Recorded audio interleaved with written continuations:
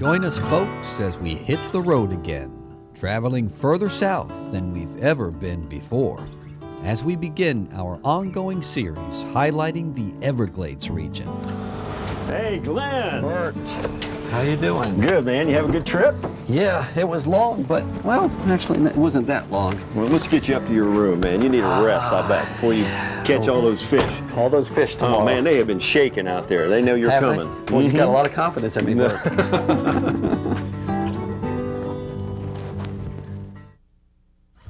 Sweet mother of pearl. Look at it. Oh, don't tree. It's coming up. Boy, he's a fighter. Man.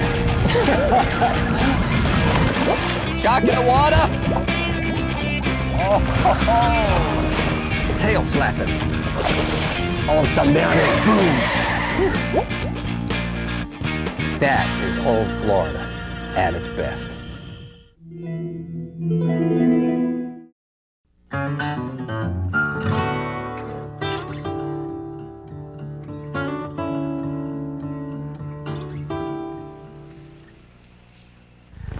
Well, folks, look at this comfy bed. I'm going to sleep really well tonight. And look, it's complete with monkey pillows.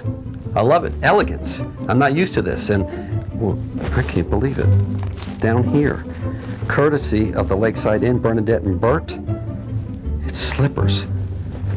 Look how comfortable that is. I think I may even wear them on the boat tomorrow. Hey, Glenn, everything okay? Oh, Bert, everything's fine. I've got a kitchen. I can't believe it. Usually I'm in a sleeping bag somewhere behind maybe like a bait shop on the road. But this is, I'm not used to this. A microwave, refrigerator, stove. You got everything for an extended stay here. Hey, we want to take care of you. Well, let's sit down and let's chat a bit, Bert. Well, you ready to do some fishing? I hope so. I'd really like to take these slippers with me. Oh, those are killer slippers, aren't they? Oh, you got some good ones too, the Crocs. Oh, yeah. Well, these are good for wet, but those are good for comfy. Well, you really do accommodate to the guests, don't you? Oh, that's what we want to do. You're going to fish hard when you come back. We want you to be comfortable and everything taken care of for you. You don't know enough about me. I don't really fish hard. I'm lazy. It was late and I was a bit hungry, so time to find some chow. Folks, I found the Mexican restaurant Cilantro Tamales that Bert has suggested. It's nearby the lake house and it's got great food, it's inexpensive, a place to take the whole family while you're here on your fishing trip. And not only do you get great food to eat in atmosphere like this, like you're in Mexico, well, you also get Carlos to serenade you. Hablando de mujeres y traiciones, se fueron consumiendo las botellas. Pidieron que cantara mis canciones.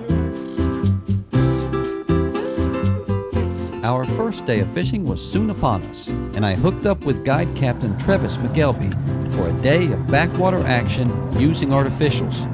It was late June and early in the morning, but the heat was already rising. Travis, we're leaving out of Marco Island. Are we fishing the actual glades? Yes, we're fishing the 10,000 Islands and the northern end of the northern west end of the Everglades. How long you been fishing this area? Right around 20 years, give or take a couple of years. You seen a lot of changes here, or has it remained? Yeah.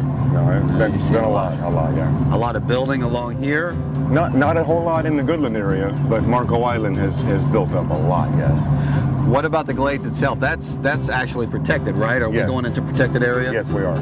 We're actually in a 10,000 Islands bird sanctuary. Okay. Now we're coming into areas, I imagine that we're going to fish a lot of mangrove spots. That's correct, yes. And creeks with oyster beds? Or? There's some oysters and little washout creeks, yeah. What is the prime fish that you go after here in the glades? The main one that we're after at my target are always snook and redfish all year long. Now this jig head that you're using, is that something you bought or did you make that? Well, I buy the hooks and we get the eyeballs from some of the fly shops and stuff in town, or you can get them from a whole bunch of other places. And of course the hitchhiker, that's a bass trick. Yeah. That's that little thing there. Yeah, you twirl it onto the head of the jerkbait. We screw the jerkbait on, which is always a lot of fun because they get real oily, and it's hard. And you just screw it on, and then of course you poke the hook through. You want it to be as straight as possible. Right. That way you don't get any spin. I use the weighted eyes to keep my lure from spinning when I'm working it, and I want it to dart left and right. Now, how heavy are those eyes? That might be 16? a 16th. Yeah, Okay. it doesn't feel like land. It doesn't weigh anything. Yeah. That's real light. And as the tide gets up a little bit more, what I'll do is I'll have to use the eyeballs, but I will also switch to no weight at all, because it's easier to skip the lure Right. all the way back in, and Under where you want to we get. don't have to go back and get a lot of them, because it is pretty weedless. Okay.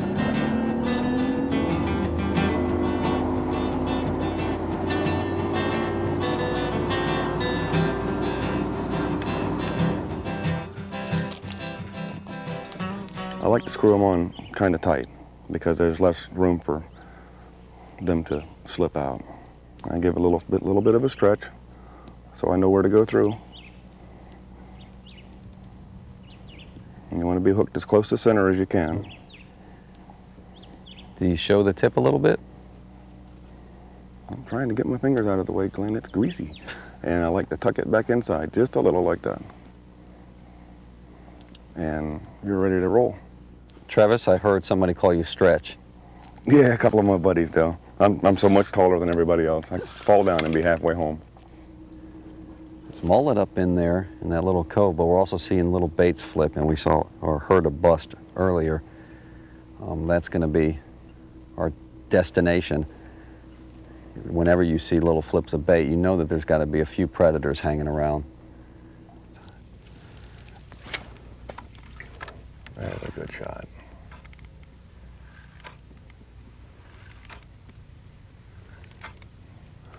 Glenn, don't want to rush. There was a fish just moved over here, All right. and that one just busted over here. We want to make sure we can make the cast count.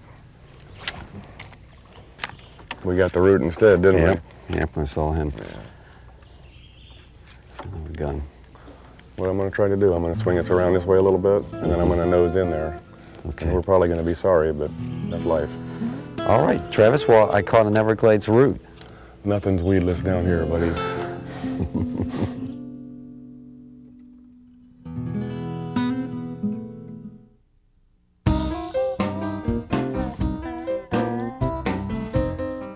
You ever see any crocodiles up here? I never have. No crocodiles this far north. I don't think so. I have seen one alligator in all the years I've been venturing around out here, and I think he was lost. The alligators their skin doesn't handle the salt very well. Whenever you're working structure, folks, you get it stuck. The best thing to do if it's stuck on there real good is to reel all the way up and put that rod tip right on the lure and shake it loose. And that's just what Travis did. All right, well, one thing I've already learned is keep the rod tip low, and the roots are unforgiving. I thought maybe they would forgive me since it's my first time down here. And the thing is, folks, don't be too hard on yourself. You're putting it up in there, you're gonna get stuck here and there. But some of the things that Travis is already telling me is to keep that rod tip low and don't work it as fast. Don't work the jerkbait so fast. Another thing I like to do, sometimes I go a little overhand, but I'll feather with my left hand. I'll feather that line to slow it down to a little stick right there. I'll slow it down with this hand if I feel like I'm going to get it right in the mangroves and get stuck. That's the feathering I'm talking about. Grabbing that line. Oh, there's something right there. See that? Grabbing that line with your left hand and just kind of letting it move through your hand to the point where you want to stop that jig or that lure. I think we're making too much noise with the weighted lure. So what I'm going to do is just my simple clinch knot and go without the eyeballs. And we'll get a little bit quieter presentation. Look at that cast. That was nice.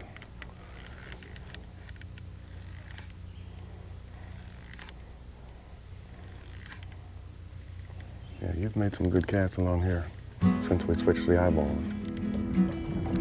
Boy, folks, I needed to be on my game on this trip.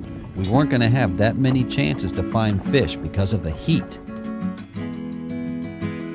There we go. Missed him. It's a little guy.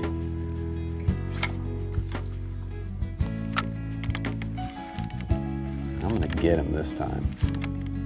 I'm gonna get him, Travis. Get him, Clem, get him. He's giving me 10,000 chances in the 10,000 islands. There he is. There he is. Bring him to the boat this time? Yeah. There you go. Oh, he's lighter than I thought he would be. They're laying on this sand in here. Yeah. Oh, I love these little guys. They just blast it, don't they? Something's hit it. Yeah. Got a little mark on it. That's where I hit him over the head with the rod, just to get him in here.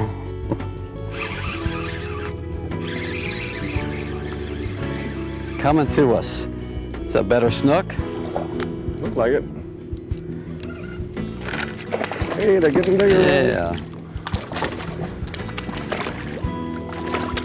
Getting bigger. A little bit bigger, isn't he? Travis made a move and we decided to head to the beaches. This was prime snook territory, along the dark rocky croppings that reached out into the surf. That's a decent snook. No, not too bad. Nice beach snook. Nice little beach snook. All right. Sweet. Come on, sugar booger. Uh-oh. What's that trolling bug? It'll hurt you. Come up here and see us. Boy, beach snook, nothing like them. They're so clean. Look at the yellow. Really stands out on those fins. You look at it. Decent sized head on that thing. Beautiful. In this. Look at that bottom spine too. Boy, that'll get you. That will get you. I've never noticed that before on the snook down south. Is that a different snook? Turn them sideways.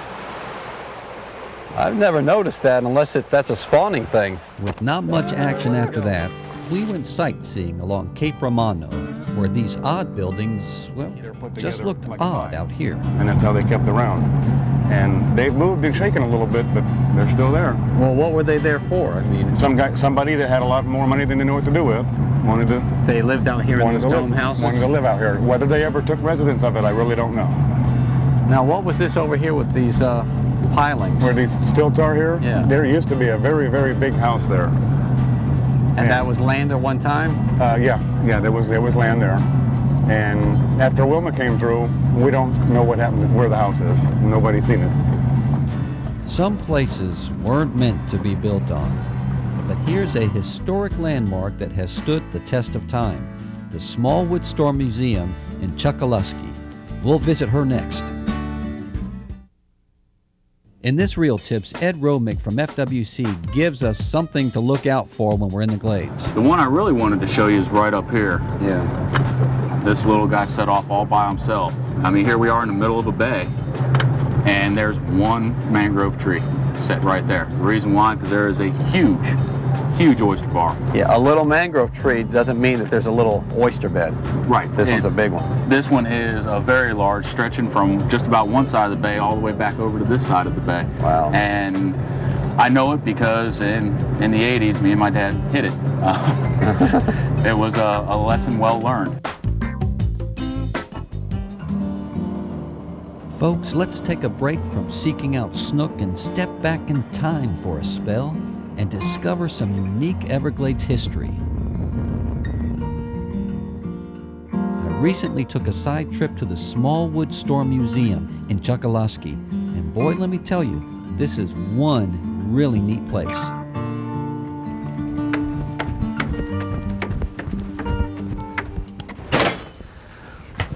Wow, look at this place. Oh, hi. You must be Teresa. Yes, I am. Hi, I'm Glenn. I'm the local trader down the road. I just got into town and I've got some gator skins for you to look at. Oh, I'm sorry. We can't do that. Good. It's illegal. It's illegal, yeah, I thought so. I was just kidding, Teresa.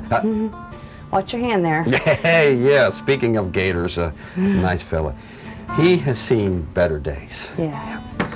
Well, look at this place. I'm just amazed at it. You know, the first thing that I noticed when I came in are those wasp nests? They're actually mud daubers. Is it kind of like a wasp or a hornet? Yeah, it is. They're slower and they don't bite. Are they still active? No, they're not. I think they came in when the store was closed. from 82 until 90, I think. Wow, they made a city in here. Yeah. That's pretty interesting. Everybody notices that. How old is this store? And it was a general store at one time? Yes, it was established in 1906 by Ted Smallwood, and it ran until 82, but it's actually 101 years old this year. Does it look about the same as it did? Yeah, very similar. The middle section of the store is the original section, and it was on the ground until 1925. They elevated it and expanded it at that time. Over there was where the post office was, and in the left section was the fur and hide room. They had their bedroom back here, and basically the center section was where all their merchandise was kept, and I believe the right side was their kitchen and where they had their meals and things. A lot of this stuff that I'm looking at, the medicine cabinet here, this is where, if you were on this, is this an island? Yes. If you were on this island, this was the place to come and if you had any problems. This was the only place to come. Yeah, this was it. There were no doctors. And Ted Smallwood had a photographic memory, so you see the family physician desk book there, like when you go to the doctor. So he would help people with whatever they needed, and pretty much had anything that they needed to help them. Including hemorrhoids? Because once, you know, if you got something for that, I might be able to buy it from you. Teresa agreed to be my personal guide for the afternoon as we drifted through the past. Teresa, I really notice a big presence of Seminole Indian culture here.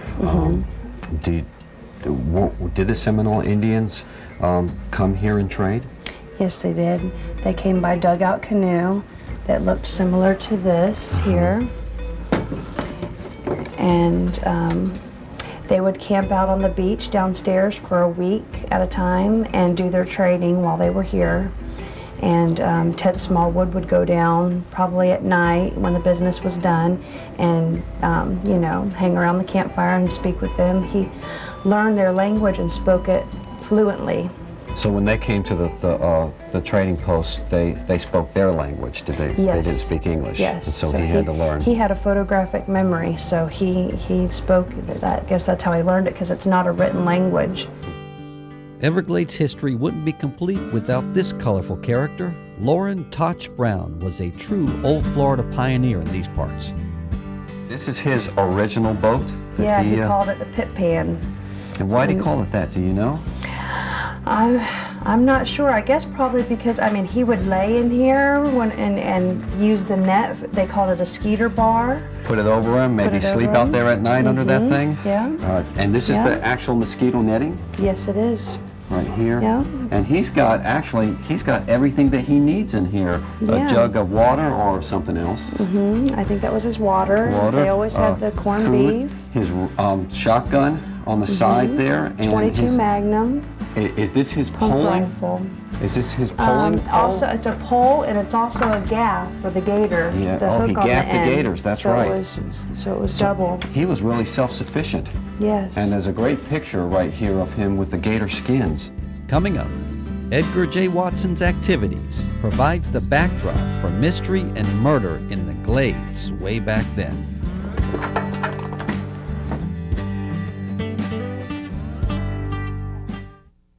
We've got a couple of first-timers on this week's email bucket. First up is Nolan Mason, who caught this speckled trout for his first fish while out with his dad, Brad. Great job, Nolan.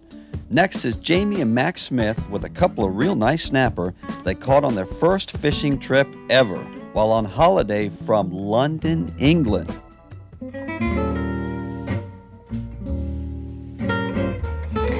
Okay, so Mr. Watson was basically an outlaw that came here, and this is a painting of the Watson place. It was basically considered like a mansion back then, as large as his house was. He farmed sugar cane, and that was his main business.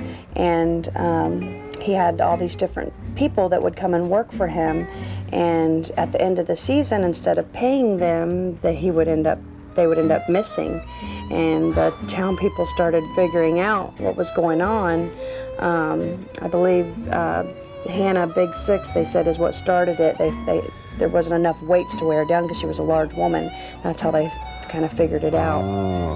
So they confronted So him. she floated up. Yes. She had these on her. Yes. Oh. They didn't have enough weights for her. I guess she was a large woman. She was his housekeeper, actually. The local men here confronted him because there was no law, pretty much, and said, this is unacceptable. You know, you have to stop. Mamie Smallwood had actually sold him some wet shotgun shells because of the storm. A big storm had just came through in 1910, that same, you know, right then. So he figured that they weren't going for it, and he tried to shoot into the crowd, and the gun didn't go off because it was wet. Yeah. So then everybody, all the men who were approaching him, just shot it. Everybody shot at once. He was shot right down on the beach here. Yeah. Okay. Did it get cleaned up, or is it still out there? Everything all right? Yeah, I don't know what they did with him. They Well, should I have sunk him imagine, like everybody else, like you did everybody else. I imagine, folks, they used this right here, which started it all. Let's put these grave matters behind us and see if the mail's arrived. Postmistress Teresa, is my Bright House check back there? Has it come yet? No, we haven't received anything. Well, tell me a little bit about the history of this post office and Ted's involvement. He actually ran a sailing mailboat to Marco Island. Took him a day there and a day back, and he got paid $1 a day. He said it was the worst job he ever had, but he only had to do that for a year before the post office was stationary here. Right here, this big conch shell, is that has something to do with Ted? Yeah, he actually blew the horn. It was like a horn to sound when the mail came in. And everybody could hear it? Yeah. Across the... Yeah, that's on Chokaleski Island here. I'm gonna have my mailman do that. I want my mailman to blow through a conch horn and say, hey, it's here. There were so many things to see here at Smallwood's Museum, but our time was running short, and an old picture of a great catch made me get back to focusing on fishing. So it was time to bid adieu. Teresa, I know that you don't do trading anymore here, but can you make one exception, because I really like this book. It tells a lot about the history here, especially Smallwood and his involvement. I don't have any cash, but I'd like to trade something with you if you don't mind. Sure. How about a fur? Okay. Okay, I hope you don't mind. It's roadkill from 41, but maybe you can clean that up a little fine bit. with me, yep. Poor coon. All right, Yeah. I've got some reading material when I go back to St. Petersburg. Teresa, we'll see ya. Okay, bye-bye. Come back again. Join me next week, folks, back in the Glades as I tangle with some big, toothy critters. Welcome back, folks, to the second installment of our fishing expedition into the Everglades region. Our base camp was in Marco Island at the luxurious Lakeside Inn, and my point of departure was Calusa Island nearby. Our guide into uncharted territory was highly knowledgeable Captain Travis McKelvey.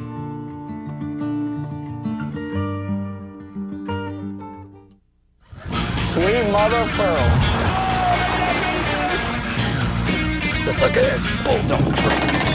It's coming up. Boy, he's a hunter. Man. Shock in the water. Oh. Tail slapping. All of a sudden, there it is. Boom. That is old Florida at its best.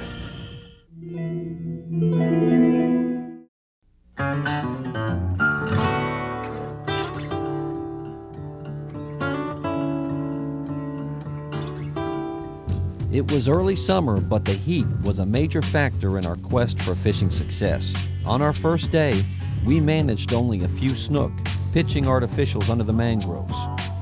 But by late afternoon, I had managed another familiar species using the reliable silver dart. Want me to move that trolling motor out of your way, Glenn? No, I think I'm all right. Okay. Power pole's down in the back, so that's a dangerous spot. All right. This is a nice size red here. Oh. Yeah. He ate that dart good, didn't he? Yeah, he did. Hope he didn't swallow it. Look at that dark tail. It's weird. Beauty.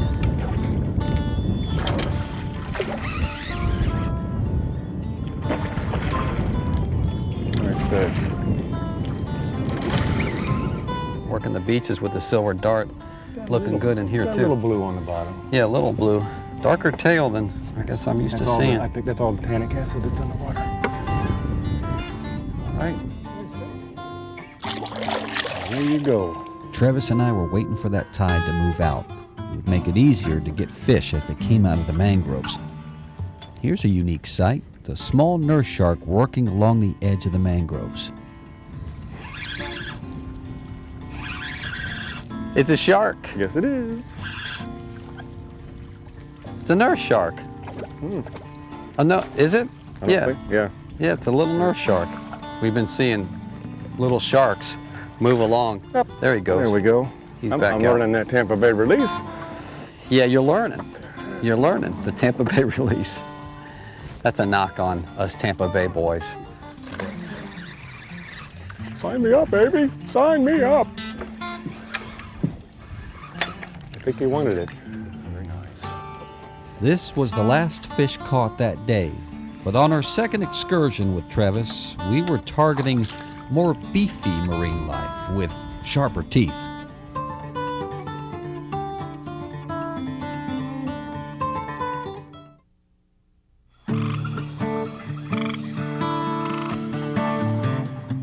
In late afternoon of the next day, Captain Travis and I set our sights about 7 miles out, where the sharks dwell.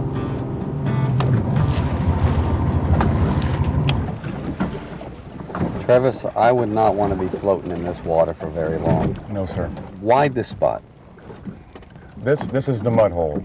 This is it's I don't know if it's as famous as Boca Grande, but when the tarpon are doing a big migration north, they usually get really thick in this area, and they'll stay around for a while. And what we'll do is we catch live baits, or we'll come out and throw artificials at them, and we come out here and look for the plumes of mud that they're making up as they're stirring through, coming through.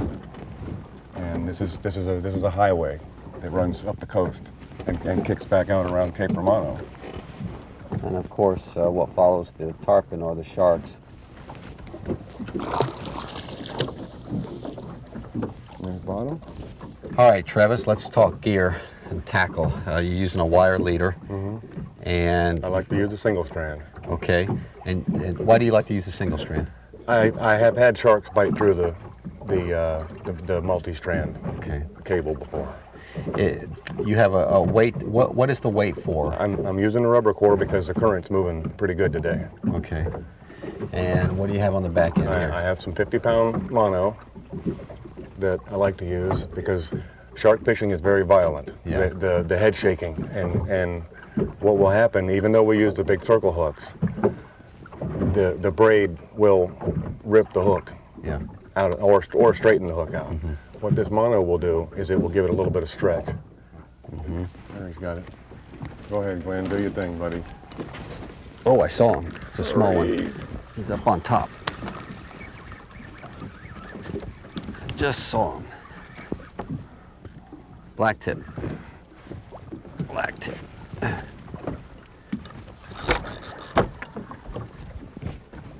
Gotta watch that anchor line. Gotta, shoot. Did he go under? Yeah.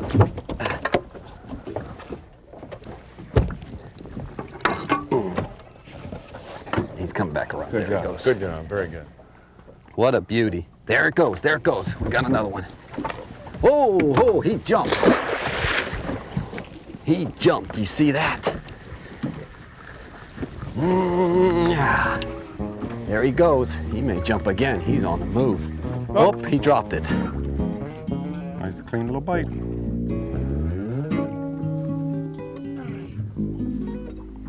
It's nibbling. There it goes. Come off.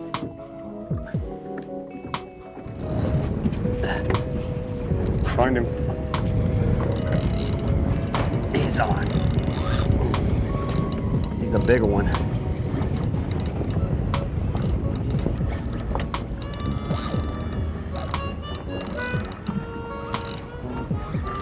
Yeah, he's a better one.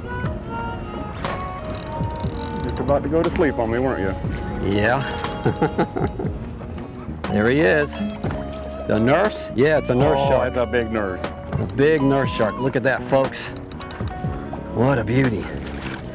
Saw a small one. last night. Uh-oh. He's right down here. He's coming right up. Look at this. Look at the size of the tail. Look at that. Look at that tail. Woo. Look at that beauty. Woo! What a beautiful creature, and he is big. Look at all the browns on him, almost speckled. All right, we are gonna release this fella, and of course you got to be real careful. Just be real careful. Catching a nurse shark was exciting, but what I really wanted out of the glades was a bull or even a lemon. All right, cloud cover. Cloud cover.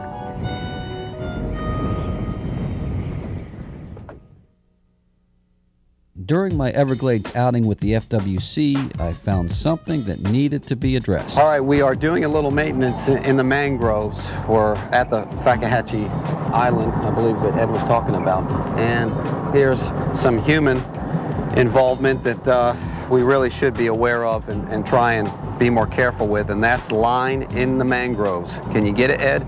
There we go.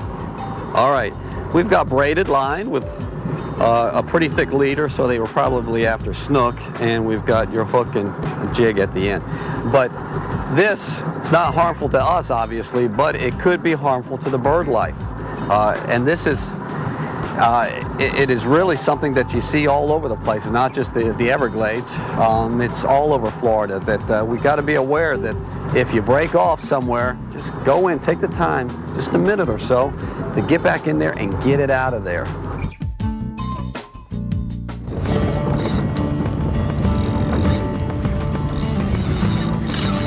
Oh, this could be a lemon or a bull. This is what we're looking for. Ladies and gentlemen, boys and girls. The beast. He let up a little bit. That gives me a little bit of line. It's probably coming this way. He's gonna get closer to you and size you up, Glenn. Yeah. He's going to the back. You want to be there before he gets there. Nice bend in the rod as you go. Good job, Glenn. Keep that rod bent the whole time. You got it. Good pressure. Good job, buddy. Doing good. He's digging a little bit now. Using the current against me too. Oh, he's pushing it now. This is oh, a little head shake there. Come on up. He may be coming up. Ooh, ooh, ooh, ooh, ooh. Just made a big turn on me. Got to be aware, folks. It's just not this big, dull drag. They'll do these little, they're fast fish. They'll do these little twists and turns. And you don't got yourself set real well, you got a good base in your legs, could have a little trouble there. He's starting to move parallel to us.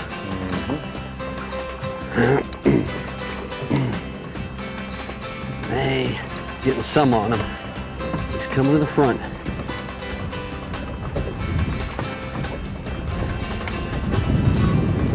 What is he? There he is. It's another nurse? Yep. Like my gosh, look at the size of that nurse. They're getting bigger. God. That is a big nurse shark right there. Look at that. Whoa. Now that's about 8 foot, I'd say. Holy mac. Ugh.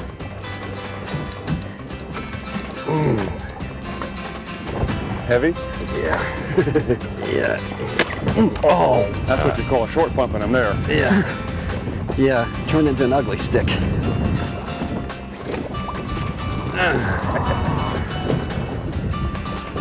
She turned? Kind of. Woo! That is quite a fish. Quite a fish. And she made us pay. Oh, There she goes. she goes. Another one bites the dust. Captain Travis and I are heading inland for a shot at the bull or lemon shark. But after the email bucket, I briefly trade in my flats ride for an airboat excursion. We head offshore for our first pick of the email bucket this week from Kelly Quinn with a nice AJ, caught 35 miles out using a jigging spoon. Next, we head inshore for a 34-inch snook caught by Tim Therault and a 38-incher caught by John Kelm off of Dog Beach on Honeymoon Island. One of the unique things to do in the Glades is take an airboat ride. Wooden's off of 41 has been around a long time, and they know their way around these parts.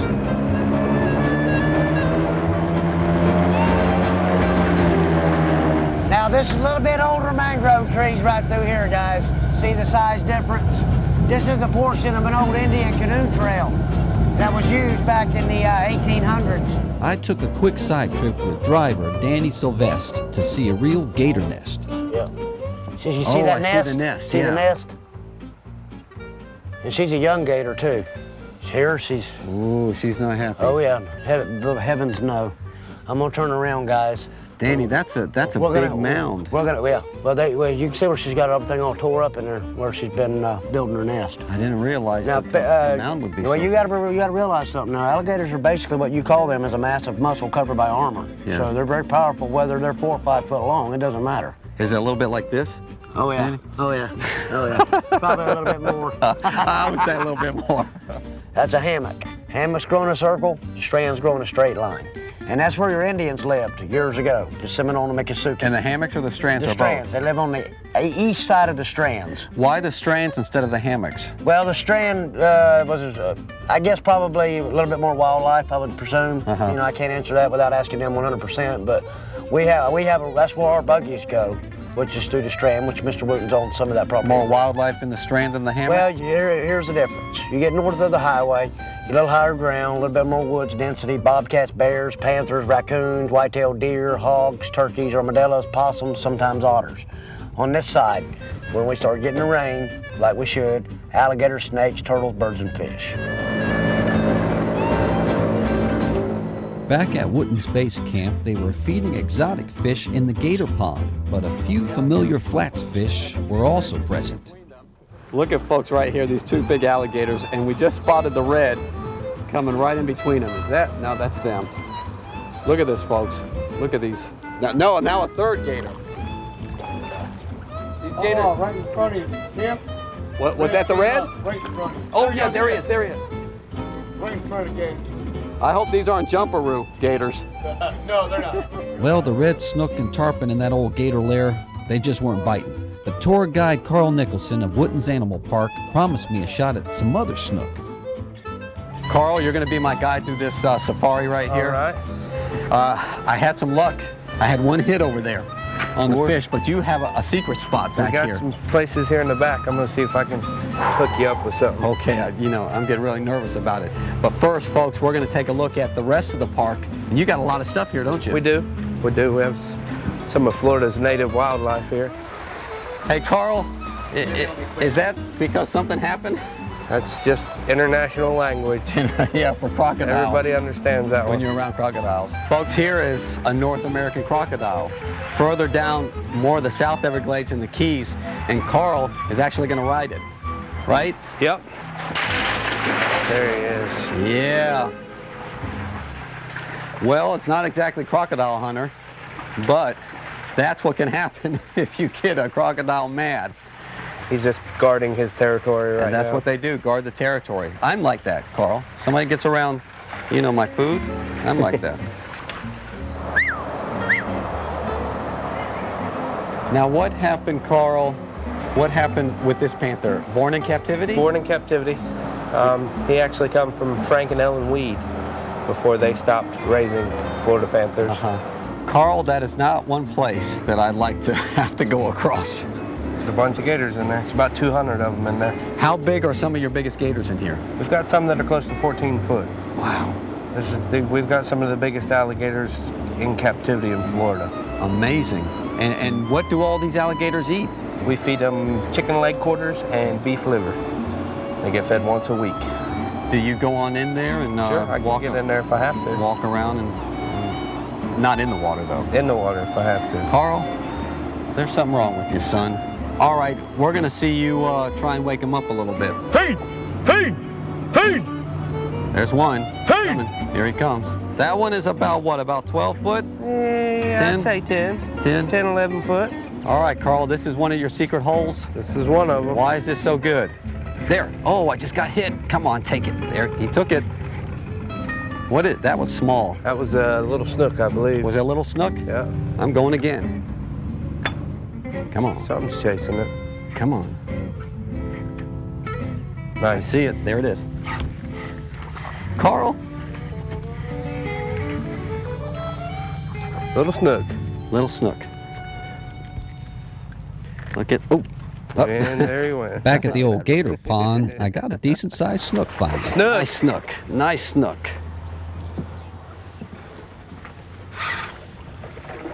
Yeah. Look at that, folks. Nice Everglades snook. Finally got a fish out of here. Now Here you comes got to the beat gator. the gators off of him. Yep. I better get him in. Get him in fast. Oh, he's gone under. That's not good. That's not good. That gator went under right in front of me, that big gator. He said, I'm gonna get that. All right, Carl. Snook in a pond infested with gators. And one went under, he's right down there. I'm not gonna try the crocodile hunter thing and tempt anything. This snook is going back out. Here we go. He's right down there, isn't he, Carl? He's probably right Yeah. down there, yeah. There we go, snook. Go, go. Folks, go. let's head back to shark fishing with Captain Travis. All right, Travis, we're inshore in an area that you like because it's a kind of highway for some of these top predators. That's correct. What is it that makes this the highway for them, to make them move in and out of here, and why are they here in the first place in this particular lagoon? The main reason they're where they are, this bay gets a good feed of incoming tide. Right now we're fishing on the outgoing tide, and it's pretty low. What the fish will do is they will stay in here for their food source as long as they can. When the water starts getting skinny above their back, and we never know what that depth is going to be, but we just take a chance at it. That's why we still call it fishing. But these fish will come along. There's a little ditch that runs right along this bank here, and it's got a little, I call some of the bays in the islands here saucer bays because they have a ring around them. Mm-hmm. If you could see an aerial view of it when it's nice and clear, some of these bays have got a ditch, and that's the travel mode. That's where the fish are going to move when the water's lower. Could this be the Everglades bull or a lemon shark to add to my logbook? Yeah, that's a shark. And he's strong. He's going, he's going. Again, you gotta really watch what's going on, and good tip is to keep the rod tip up high to keep tension. He's coming up. Oh, where is he? He's right in front of us. Come on up, fella, let's see you.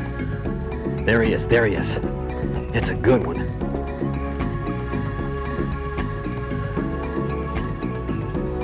He's just digging now. Look at that. It's a lemon. It's a lemon. That is not a bull, I don't believe. I believe that's a lemon, isn't it? Yeah, I think so. Yeah, look at that. He's already wiped out. Or he thinks Well, he is. you got to remember, our water temperature is about 5 degrees warmer where we Yeah, are now. look at that fella. What a beauty. Not the bull, but just as nice, a lemon. Woo-hoo. There you go. Look at the fin on that. In real shallow water, this guy is prowling about. Yep, that certainly is a lemon. The dorsal fin isn't as pronounced as the bull. And he's got 2 of them. That's right. Careful there. Look at that. See? Right there, right there. Down to the wire, and she's gone. She's gone. Under the boat. Outstanding. Yeah, that was a beautiful lemon. Take a look. Right out here is where we're fishing. Look how close to the shoreline. And probably about 2 feet of water. Our last bite of the day was this fleeting glimpse of a sizable silver king jumping in 2 feet of water. Soon after, the Glades warned us it was time to pack our bags and head back north.